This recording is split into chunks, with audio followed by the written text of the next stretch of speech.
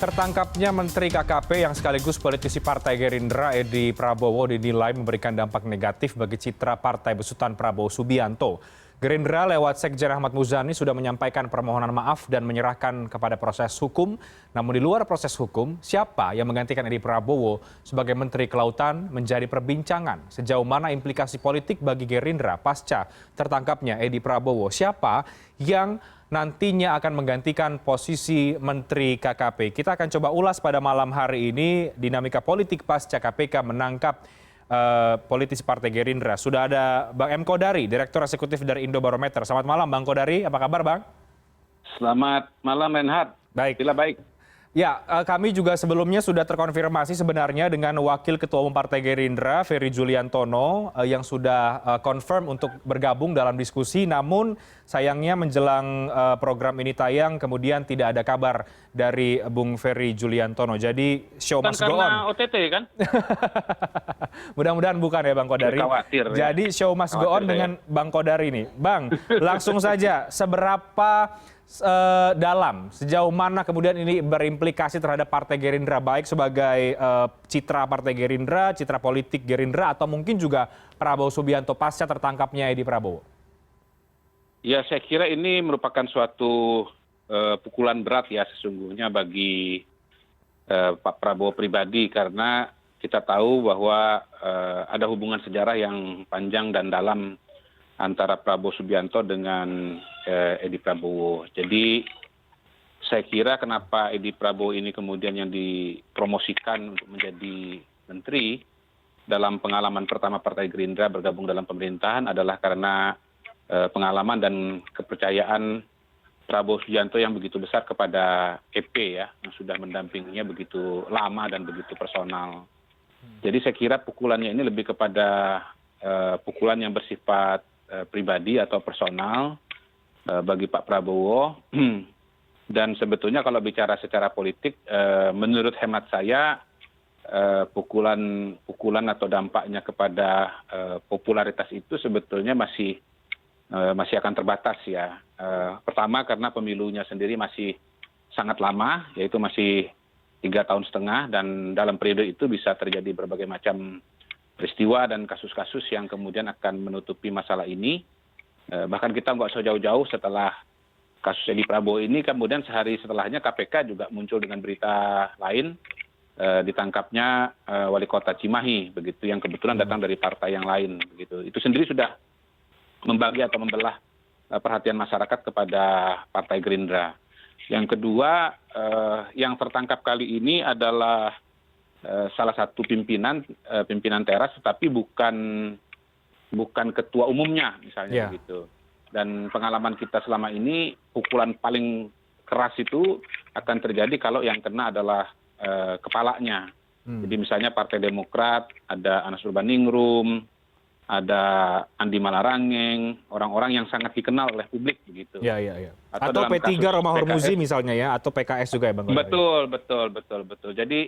Jadi kalau kepalanya yang kena, itu ibarat ular kena getok kepalanya ya mati begitu. Nah kalau ini mungkin ya bagian badan, sehingga kemudian terluka tetapi tidak KO gitu.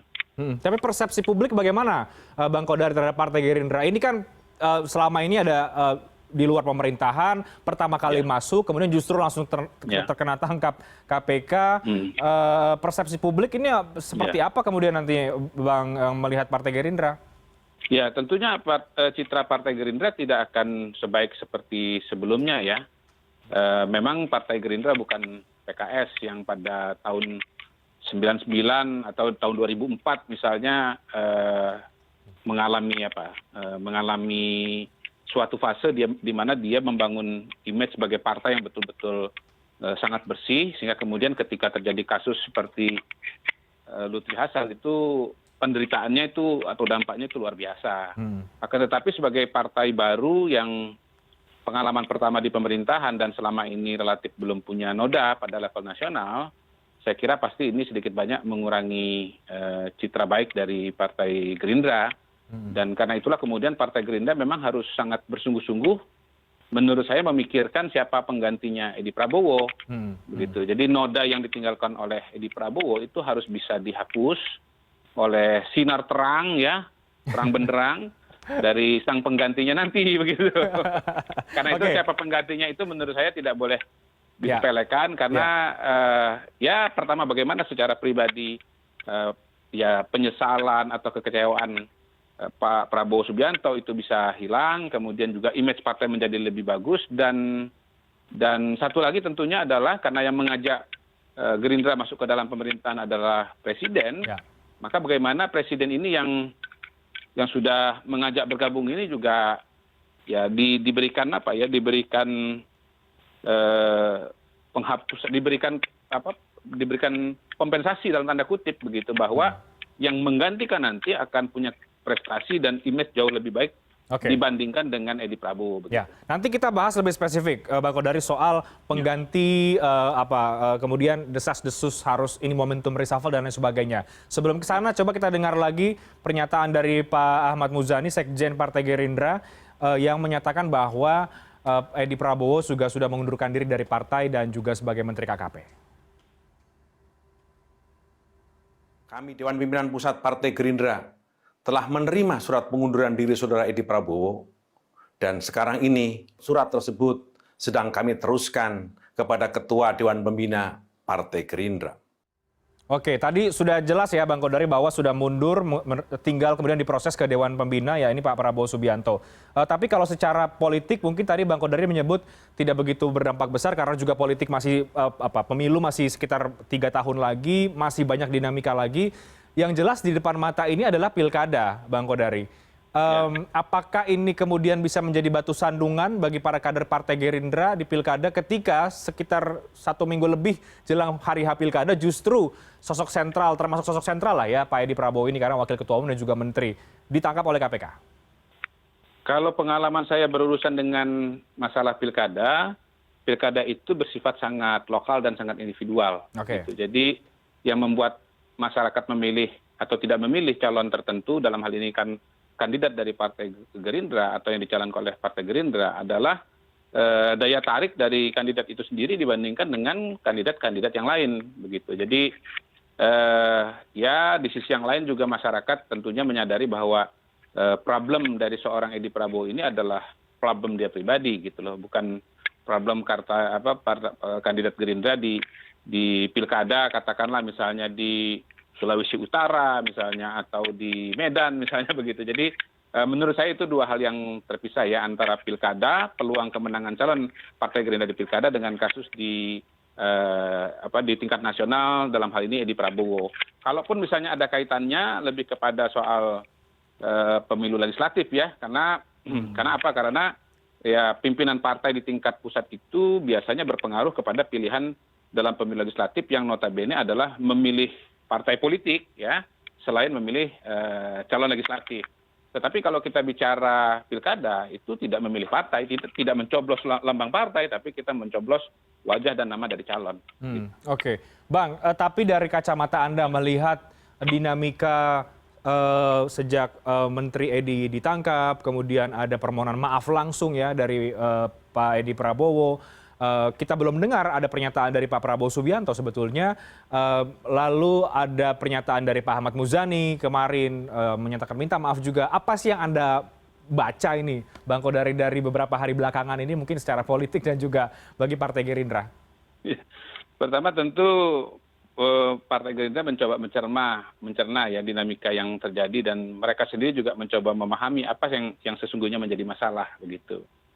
Yang kedua ya saya menduga memang Pak Prabowo ini terpukul secara pribadi, karena saya pernah membaca pernyataan atau video di mana Pak Prabowo menceritakan pengalaman pribadi dengan Edi Prabowo yang sangat personal ya, peran-peran yang dimainkan begitu, dan betapa bangganya seorang Prabowo Subianto melihat Edi Prabowo, anak didiknya, anak asuhnya itu sama-sama menduduki kursi yang terhormat sebagai menteri begitu. Jadi betul-betul ini hubungan antara guru dengan murid, bahkan jangan-jangan sudah mencapai tataran seorang ayah dengan seorang anak, katakanlah begitu. Dan kita bisa membayangkan betapa kecewanya seorang guru dan sekaligus seorang ayah melihat anak didiknya, anaknya melakukan sebuah tindakan yang kemudian bukan hanya menyebabkan prestasi itu gagal, tetapi juga meninggalkan coretan yang besar di partai yang mereka bangun bersama-sama. Jadi saya kira ini momentum kedukaan yang dalam bagi Pak Prabowo Subianto. Perlukah secara sebetulnya, personal. perlukah sebetulnya Pak Prabowo tampil di depan publik, Bang Kodari? Menurut saya begitu. Jadi Pak Prabowo barangkali perlu tampil dalam sebuah momentum khusus untuk menyampaikan keprihatinannya dan komitmennya untuk memperbaiki situasi dan kondisi ke depan. Akan tetapi itu juga tergantung kepada rancangan-rancangan politik yang akan diambil. Sekali lagi saya melihat bahwa figur penggantinya Edi Prabowo itu harus dipilih sedemikian rupa sehingga sinar terangnya tadi itu kemudian bisa menutupi kegelapan yang ditinggalkan, lubang gelap yang ditinggalkan oleh seorang Edi Prabowo begitu. Nah, Edi Prabowo ini juga kontrasnya dalam perjalanan sebagai menteri itu kerap dibandingkan, selalu dibandingkan dan bahkan berkonfrontasi dengan menteri KKP sebelumnya yang sangat populer di masyarakat, yaitu dengan Ibu Susi. Begitu.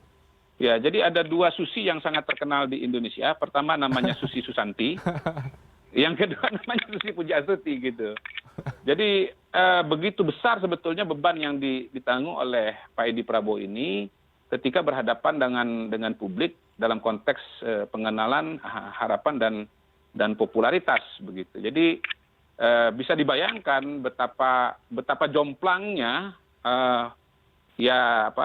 terobosan-terobosan yang dibayangkan dikenal oleh masyarakat pada zaman Bu Susi Pujiastuti dengan apa yang terjadi pada zamannya Edi Prabowo begitu. Kalau Bu Susi dikenal sebagai menteri yang berani menenggelamkan kapal asing, ya.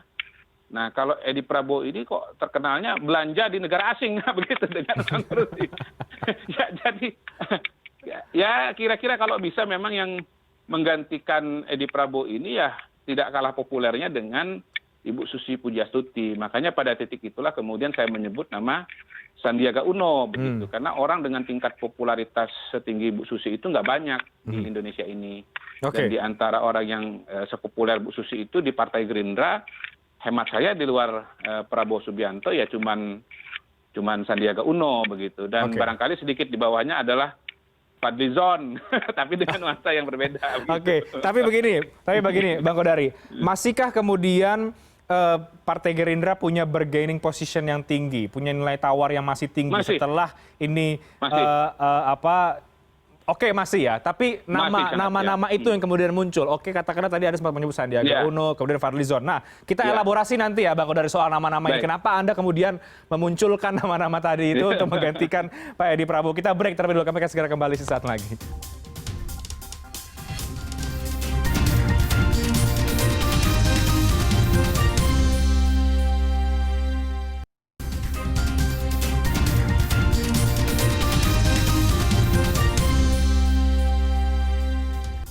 Anda kembali bersama kami di Prime News. Saya akan lanjutkan lagi obrolannya, diskusinya bersama dengan Bang M. Kodari, Direktur Eksekutif dari Indobarometer.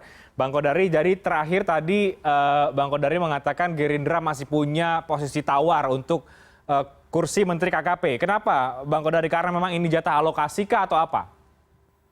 Betul.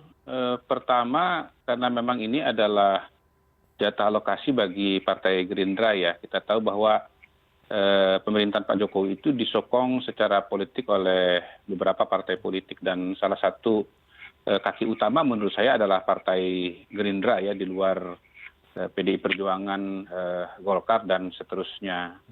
Bahkan dalam kasus dalam konteks pemilu dan dalam konteks politik secara nasional, sebetulnya kaki Gerindra ini memiliki kelebihan dan keistimewaan dibandingkan dengan partai politik yang lain. Karena dia bukan hanya menyokong pemerintahan dalam konteks katakanlah pembuatan kebijakan, lalu kemudian pembuatan undang-undang di parlemen dan seterusnya, tetapi Prabowo dan Sandi Uno, rival Jokowi dalam Pilpres 2019, itu sama-sama berasal dari Partai Gerindra.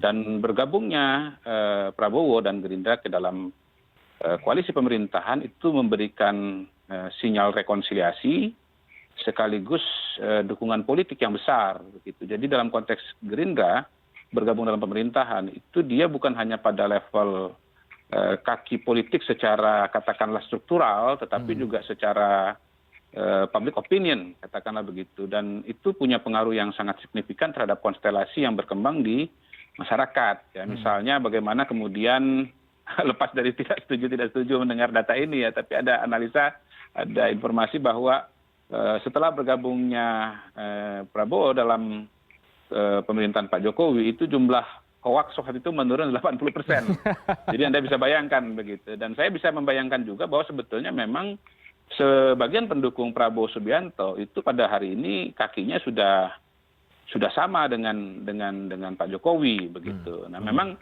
masih ada sebagian yang betul-betul dari dalam tanda kutip spesies berbeda itu nggak bisa bergabung gitu loh, karena mungkin alam kehidupannya, ekosistemnya terlalu berbeda gitu, habitatnya terlalu berbeda, jadi kemudian tidak bisa bergabung begitu. Termasuk Fadlizon misalnya yang tadi Anda sebut, Bang Kodari, sebetulnya bisa berpotensi menjadi calon penggantinya Edi Prabowo. Ya, saya pribadi sangat ingin supaya Bung Fadlizon masuk ke dalam kabinet ya. Pertama, teman kuliah saya di Universitas Indonesia, kira-kira begitu. Ya asik juga sih tambah satu menteri lagi yang ada di dalam kabinet gitu. Tetapi sebetulnya yang paling menarik adalah karena Fadlizon selama ini adalah orang yang paling vokal, salah satu yang paling vokal gitu ya, dalam mengkritik pemerintahan Pak Jokowi, dan akan sangat menarik kalau melihat sang vokalis ini kemudian duduk di kursi yang selama ini dia kritisi, katakanlah begitu. Jadi sangat menarik untuk melihat perbedaan atau kinerja seorang Fadlizon dalam baju legislatif dan baju eksekutif begitu. Menurut saya akan sangat-sangat berbeda. Secara show juga mungkin menarik ya, Bang Kodari. Iya, tapi secara realita menurut saya agak sulit ya, karena Fadlizon saya lihat itu sudah diberikan dalam tanda kutip job description tertentu begitu, yaitu untuk mengentertain atau untuk merawat dukungan dari spesies yang berbeda tadi, yang tidak bisa pindah ke lain hati tadi begitu. Jadi ya kalaupun tidak bisa pindah ke lain hati ya nggak apa-apa, yang penting bisa tetap dirawat dukungannya, bagaimana pada pilpres dalam pemilu 2024 yang akan datang tetap milih Gerindra, katakanlah begitu, tetap mendukung Prabowo, katakanlah begitu, walaupun selama periode 2019-2024 Prabowo berada dalam satu kubu atau pemerintahan dengan Pak Jokowi begitu. Okay. Jadi itu membuat seorang Fadlizon agak sulit bergeser dari posisi legislatif yang bebas mengkritik ya, kemudian dalam tanda kutip ya konfrontasi, dan kemudian pindah coupling ke dalam eksekutif, dan ya artinya ganti baju dan bisa dicap sudah menjadi cebong, katakanlah begitu. Oke, kalau Sandiaga Uno bagaimana ya, Bang Kodari? Sandiaga Uno itu amat sangat menarik karena ya dia selama ini tidak mendapatkan tugas untuk katakanlah mohon maaf ini ada. Oke, ini putri kesayangan mau ikut tampil juga ini Bang ya. Nggak apa-apa, silakan. Jadi karena selama ini mohon maaf. Dari sana dulu. Ya, diam aja. Karena selama ini Sandiaga Uno tidak berposisi untuk bisa mengkritik pemerintahan, yaitu yang pertama. Ya, yang kedua, Sandiaga Uno ini kan memiliki pendukung dan fans sendiri sebetulnya begitu. Jadi menurut saya sih sebetulnya kalau nanti kemudian Pak Sandi Uno bergabung dengan Pak Jokowi, maka kemudian popularitas pemerintahan ini bisa meningkat begitu. Oke, nah ini masih ada yang mau in frame ini Bang Kodari. Ya, mohon maaf ya. Ya. Oke, sudah bisa kita lanjutkan Bang Kodari? Oke. Baik. Kita lanjutkan lagi ya Bang Kodari ya. Oke, tapi begini, bagi sebagian kalangan, apalagi mereka kemudian yang punya concern di bidang kelautan dan perikanan, berharap begitu ya, tidak lagi kursi KKP ini diisi oleh orang-orang partai politik. Nah ini bagaimana Bang Kodari? Ya tergantung kepada Pak Jokowi mau melakukan perubahan ini apakah cuma satu saja KKP atau dibarengi dengan reshuffle secara menyeluruh ya. Kalau secara menyeluruh maka kemudian akan menjadi menjadi rumit kalau dia harus diganti dengan posisi partai yang lain gitu loh. Karena ya sekali lagi ini adalah merupakan sebuah bentuk dukungan politik yang bersifat nggak bisa dikunci lah diberikan kepada partai politik yang lain gitu. Oke, Bang. Terakhir, Bang Kodari, nasib koalisi bagaimana setelah ini? Apakah ini akan menjadi cobaan, tantangan, atau tetap bisa berjalan lagi seperti biasa? Nah, tergantung kacamatanya ya. Apakah kemudian apa yang terjadi di Pak Edi Prabowo ini merupakan sesuatu yang berdiri sendiri, ya, artinya bagian dari kesalahan pribadi, atau misalnya ada yang mengembangkan ini sebagai sebuah katakanlah jebakan politik dan seterusnya, dan di situ kemudian katakanlah misalnya koalisinya Pak Jokowi ini terlibat misalnya begitu. Semua kemungkinan bisa terjadi dan kita kan masih harus menunggu bagaimana pembuktian dari KPK ya, katakanlah begitu. Tetapi hemat saya sih sejauh ini hubungan pribadi Pak Jokowi dengan Prabowo itu masih sangat kuat, dan dalam konteks seperti itu maka kemudian sebetulnya kuncinya ada di beliau berdua inilah, ya, dari hati ke hati, dan saya kira Pak Jokowi memahami bahwa situasinya ini tidak mudah bagi Pak Prabowo, jadi bukan hanya masalah kepartaian lah ini ada masalah personal juga dengan Pak Edi Prabowo, dan ya sejauh pembicaraan itu berlangsung antara Pak Jokowi dengan Pak Prabowo, menurut saya sih tidak akan mengganggu jalannya pemerintahan secara keseluruhan ya. Secara keseluruhan. Iya, Bang. Kita coba dengar lagi, Bang. Apa pernyataan dari Sekjen Gerindra ini yang meminta maaf secara langsung kepada Presiden dan juga Wapres dan juga para kabinet di Indonesia Maju? Kepada yang terhormat Presiden Republik Indonesia, Insinyur Haji Joko Widodo, yang terhormat Wakil Presiden Republik Indonesia, Kiai Haji Ma'ruf Amin, serta seluruh anggota Kabinet Indonesia Maju, kami menyampaikan permohonan maaf yang sebesar-besarnya atas kejadian ini. Kami percaya sepenuhnya kejadian ini tidak akan mengganggu proses pemerintahan Jokowi Ma'ruf. Kami berharap seluruh kegiatan pemerintahan tetap berjalan sebagaimana biasa. Baik, ada tanggapan Bang Kodari dari pernyataan-pernyataan yang sudah disampaikan oleh Sekjen Gerindra Ahmad Muzani? Ya, saya kira pernyataan Pak Muzani itu mencerminkan penyesalan yang sangat dalam ya dari Partai Gerindra terhadap apa yang terjadi. Jelas-jelas meminta maaf kepada Pak Jokowi, kepada Pak Ma'ruf Amin, dan menurut saya ini adalah pesan bukan hanya dari Muzani sebagai sekjen, tapi merepresentasikan suara Prabowo Subianto pribadi dan suasana kebatinan yang terjadi di Partai Gerindra. Ya kira-kira mengatakan bahwa ini juga mereka kaget luar biasa saya kira ya dengan apa yang terjadi di KKP ini, dan ya saya kira balik lagi tadi bahwa dengan melihat situasi dan kondisi yang ada, saya pribadi belum melihat bahwa akan ada reshuffle besar-besaran dalam waktu dekat, dan karena itu pergantian hanya akan dilakukan di KKP, dan kembali lagi bahwa itu ujungnya kembali ke Partai Gerindra. Jadi tantangan bagi Partai Gerindra adalah menemukan orang yang paling tepat untuk menggantikan posisi Edi Prabowo, dan kalau boleh saya tambahkan dan sarankan bahwa siapapun itu orangnya, terlepas dari pertimbangan A, B, C, D, dan seterusnya, salah satu yang harus dipertimbangkan adalah bahwa orang ini harus cukup populer dan istilahnya garansi tidak akan korupsi begitu ya. Dan saya lagi-lagi menyebut dengan berat hati Sandiaga Uno karena dia konglomerat, rasanya nggak perlu duit lagi untuk beli barang-barang mewah begitu. Sudah selesai dengan urusan begitu gitu ya. Dan dengan popularitas itu maka kemudian ya sinarnya itu bisa mengusir sinar gelap yang warna gelap yang ditinggalkan oleh Edi Prabowo sebagai Menteri KKP sebelumnya. Ya, kita lihat nanti bagaimana Bang Kodari dinamika politik ke depan, apakah nama-nama yang tadi Anda prediksi betul akan menduduki kursi Menteri KKP atau justru sebetulnya begini, sayang sekali tadi Ferry Juliantono tidak muncul karena posisinya itu sebetulnya pertama ya wakil ketua umum, tinggi juga begitu, berpotensi dimajukan calon menteri. Yang kedua sebetulnya latar belakang Pak Ferry ini dekat juga dengan tema-tema pertanian, perikanan, pangan ya. Cuman mohon maaf Bang Ferry, saya selama ini agak lupa karena Anda lama nggak nongol nih setelah Pilpres.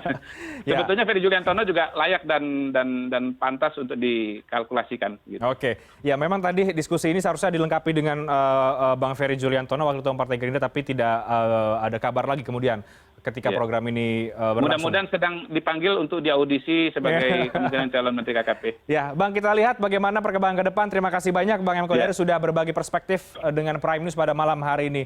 Terima kasih banyak. Thank you. Dan CNN Indonesia Prime News akan segera kembali dengan informasi yang lain. Tetap bersama kami.